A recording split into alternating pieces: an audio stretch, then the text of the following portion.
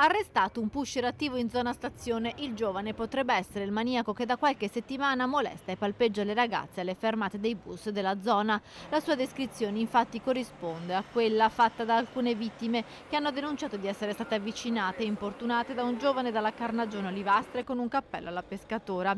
Il ragazzo tunisino di 18 anni qualche giorno fa era stato denunciato perché stava rovistando nel cestino dell'immondizia e stava recuperando frammenti di hashish ed eroina in sasso.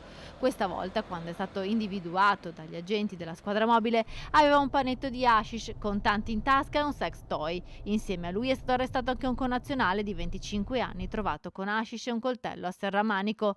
Altre due persone sono state arrestate durante i controlli antidroga in città della squadra mobile. Il primo, un tunisino di 38 anni, è stato fermato in bici in via dei Colli. Alla vista dei poliziotti si è ingoiato alcuni involucri mentre dentro le mutande aveva 50 grammi di hashish. All'Arcella invece è fermato un tunisino notato da un residente mentre nascondeva un sacchetto in una siepe. Dentro c'erano 100 grammi di hashish.